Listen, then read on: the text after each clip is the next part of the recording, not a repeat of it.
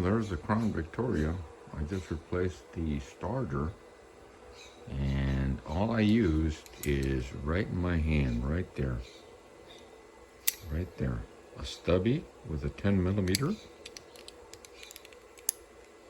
And that, when you're working in real tight spaces, what you need is 1/4 inch. Okay, 1/4 inch stuff.